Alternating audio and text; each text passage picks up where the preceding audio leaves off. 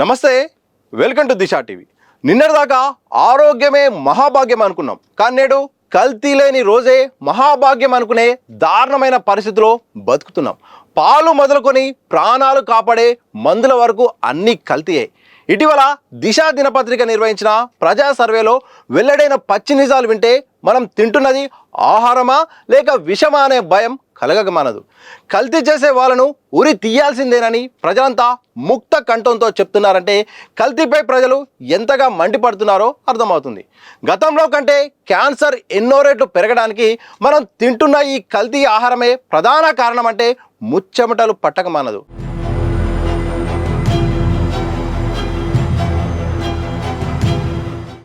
కల్తీ చేయడం అంటే మన దేశ పౌరులపై కుట్ర చేయడం లాంటిదే అని ఓ పౌరుడు అభిప్రాయం వ్యక్తం చేశారు.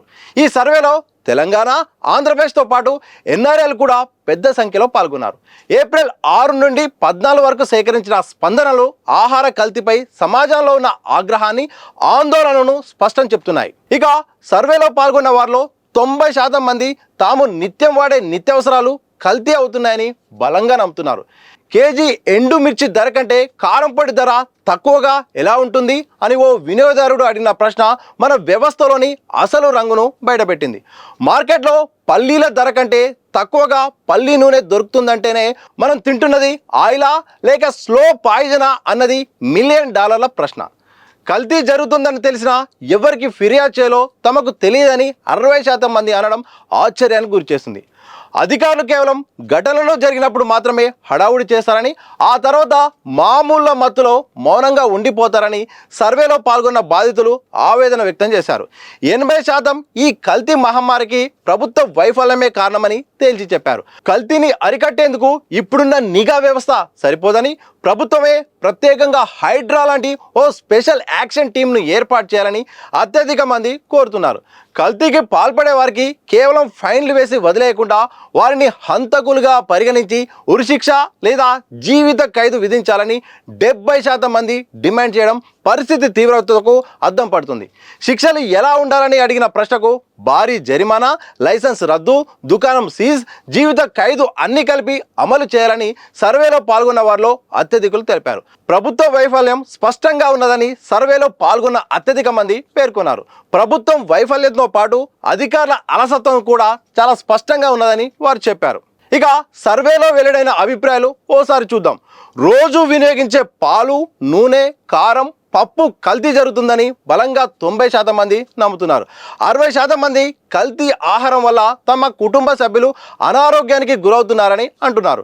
కల్తీ జరిగినట్టు తెలిస్తే ఎవరికి ఫిర్యాదు చేయాలో కనీసం అవగాహన లేదని 45% మంది సర్వేలో తెలిపారు. అసలు ప్రభుత్వ వైఫల్యం, అధికారుల మామూల వల్లే కల్తీ జరుగుతుందని 80% మంది స్పష్టం చేస్తున్నారు.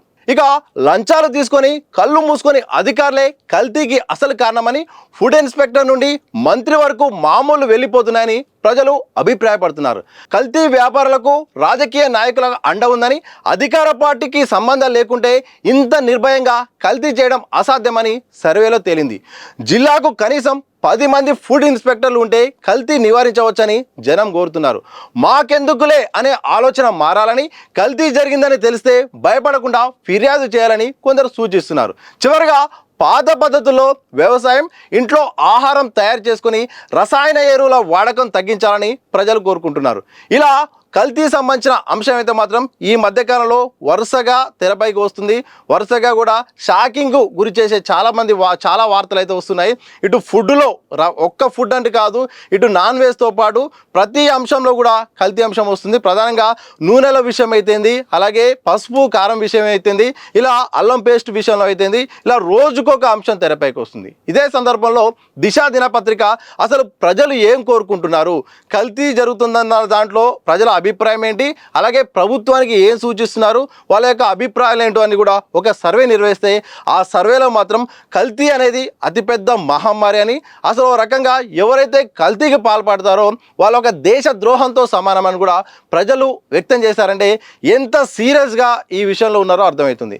క్యాన్సర్ అనేది గతంలో ఎక్కడో అక్కడ వినిపించేది. క్యాన్సర్ అంటే అసలు వచ్చిందంటే ఒక చాలా అరుదుగా అనిపించేది. కానీ ఈ మధ్యకాలంలో క్యాన్సర్ బాధితులు పెరిగిపోయారు. దీనికి కల్తీ అసలు కారణమని కూడా తాజా పరిణామాలు అధ్యయనాలు చూస్తే అర్థమవుతుంది. ఇలా ప్రతి అంశంలో ఇంతకుముందు మనం మాట్లాడుకున్నట్టు అసలు అనారోగ్యానికి కల్తీకి అత్యంత దగ్గరగా సంబంధం ఉంది. ప్రతి అంశంలో కల్తీ జరగడం వల్ల ఈరోజు ప్రజారోగ్యం కూడా క్షీణించిందని కూడా తెలుస్తోంది. షుగర్ బీపీ అనేది గతంలో కనిపిస్తే ఎవరికైనా షుగర్ బీపీ అనేది ఉంటే మాత్రం అదొక పెద్ద సంచలనంగా ఉండేది. కానీ ఈరోజు షుగర్ బీపీ లేకపోతేనే ఒక వార్తలాగా మారిపోయింది. 25-30 సంవత్సరాల లోపు అయితే మాత్రం దాదాపు చాలా మందికి షుగర్ అటాక్ చేస్తుంది.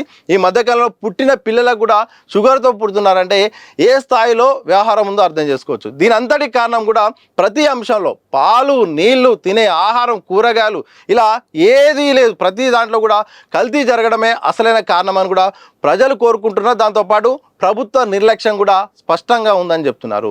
ప్రభుత్వం సరైన విధానాలు అవలంబిస్తే, సరైన విధంగా ఇన్వెస్టిగేషన్ చేస్తే అసలు నిఘా వ్యవస్థ ఉంటే ఈ పరిస్థితి వచ్చేది కాదు. కానీ చూసి చూడనట్టు ఎప్పుడో ఘటన జరిగినప్పుడు చర్యలు తీసుకోవడం, విచారణ చేపట్టడం, ఆ తర్వాత వదిలేయడం అనేది కూడా పరిపాటిగా మారిందని ప్రజలు కోరుకుంటున్నారు. చాలామంది కూడా ఫిర్యాదు ఎలా చేయాలో కూడా తెలియకపోవడం కూడా ఆశ్చర్యం కల్పిస్తుంది. వాస్తవానికి కల్తీ జరిగిందని తెలిసినప్పుడు కూడా ఎవరిని కాంటాక్ట్ కావాలి, ఏ రకంగా ఫిర్యాదు చేస్తే ఈ సమస్యకు పరిష్కారం అవుతుందన్న అవగాహన ప్రజలకు లేదంటే ఆ ఫుడ్ సంబంధించిన వ్యవస్థలు అయితే మాత్రం ప్రజల్లో అవగాహన కల్పించడంలో ఎక్కడో విఫలమవుతున్నట్టయితే మాత్రం స్పష్టమవుతుంది. ఇలా కల్తీ విషయంలో మాత్రం వరుసగా వార్తలు వస్తున్నాయి. భయభ్రాంతులకు గురి చేసేలాగా అనిపిస్తున్నాయి. ఏది తినాలో, ఏది తినవద్దో, ఏది నమ్మాలో, ఏది నమ్మకూడదో కూడా అర్థం కాని పరిస్థితులు కనిపిస్తున్నాయి. ఇలాంటి సందర్భంలో హైడ్రా లాంటి ఒక స్పెషల్ యాక్షన్ టీమ్ను ఏర్పాటు చేయాలని కూడా ప్రజలు కోరుకుంటున్నారు. హైడ్రా ఏ రకంగా ఆపరేషన్ చేస్తుందో ఆ రకంగా ఎక్కడైతే కల్తీ ఉంటుందో, ఎక్కడైతే ఫుడ్ పాయిజన్ ఉంటుందో, ఎక్కడైతే నిర్లక్ష్యంగా వ్యవహరించి రోజుల కొద్దీ కూడా అక్కడ ఎక్స్పైరీ డేట్ అయిపోయిన తర్వాత కూడా వస్తువుల్ని అమ్మడం కూడా, అలాగే రసాయనిక వస్తువులు కూడా అమ్మడం, నిబంధనలకు విరుద్ధం కూడా వస్తువులను కూడా ఎవరైతే ఆహార పదార్థాలు కానీ వస్తువులు కూడా అందిస్తారో వాళ్ళపై కఠిన చర్యలు ఉండాల్సిందని కూడా ప్రజలు కోరుకుంటున్నారు. మరి అలాంటి వ్యవస్థను ఏర్పాటు చేస్తామని ప్రభుత్వం అంటుంది, కానీ అది ఆచరణకు సాధ్యమా కాదనేదే ఇప్పుడు $1,000,000 ప్రశ్న. కల్తీ పైన ఇంత ప్రచారం జరుగుతుంది, ప్రజలు అందరూ కూడా కోరుకుంటున్నారు. కానీ రాజకీయ నాయకుల అండ ఉందని కూడా ఇటు వార్తలు వస్తున్నాయి. రాజకీయ నాయకుల అండ లేకపోతే, అధికార పార్టీ అండ లేకపోతే ఈరోజు అధికారులు కానీ అలాగే ఇటు వ్యాపారస్తులు కానీ ఏ రకంగా వాళ్ళు ధైర్యంగా ఇట్లా చేస్తారని కూడా ప్రజలు కోరుకుంటున్నారు. ఇలా చాలా అంశాలు కూడా తెరపైకి వస్తున్నాయి. ఎలా ఫిర్యాదు చేయాలో మాకు తెలియట్లేదు అంటున్నారు. అలాగే కొంతమంది ఫిర్యాదు చేసినా కానీ పట్టించుకోవట్లేని వస్తున్నారు. అలాగే ఘటన జరిగినప్పుడే ఏదో హడావుడిగా ఇటు హడావుడిగా మొత్తం కూడా చర్యలు తీసుకుంటామని కూడా తనిఖీలు చేయడం, ఆ తర్వాత వదిలేయడం, ఇదంతా సర్వసాధారణంగా జరుగుతుంది. ఇకనైనా వ్యవస్థను, ప్రత్యేకమైన వ్యవస్థను ఏర్పాటు చేయాల్సిందే. కల్తీపై ప్రభుత్వం యుద్ధం చేయాల్సిందే. ప్రజా భాగస్వామ్యాన్ని కూడా కలుపుకోవాల్సిందని కూడా ప్రజలు అయితే మాత్రం దిశ నిర్వహించిన ప్రత్యేకమైన సర్వేలు అయితే కోరుకుంటున్నారు. ఆ దిశగా మరి ప్రభుత్వాలు అడుగులేస్తాయా? ప్రజా ఆరోగ్యం కోసం మరి రాజకీయ నాయకుల అండ ఉన్నా, ఎవరే ఉన్నా, దాని వెనుక మాఫియా వెనుక ఎవరున్నా కానీ మరి పటిష్టంగా అమలు చేస్తే మాత్రం ఈరోజు ప్రభుత్వం అనుకుంటున్నా ఆ విద్యా ఆరోగ్యం అనేది ప్రధాన ఎజెండా అంటుంది కదా. మరి ముందు ఈ కల్తీపై యుద్ధం మాత్రం ప్రభుత్వం చేస్తే మాత్రం ప్రభుత్వ లక్ష్యం అయితే మాత్రం నెరవేరే అవకాశం ఉంటుంది. ఆ రకంగా మరి ప్రజల ఆరోగ్యం కోసం మరి హైడ్రా లాంటి వ్యవస్థను తీసుకొచ్చి ఇక పటిష్టమైన రూల్స్ కూడా అవలంబించి తప్పు చేస్తే జైలు శిక్ష అనే ఒక కఠిన శిక్షలు రావాలని కూడా ప్రజలు కోరుకుంటున్నారు.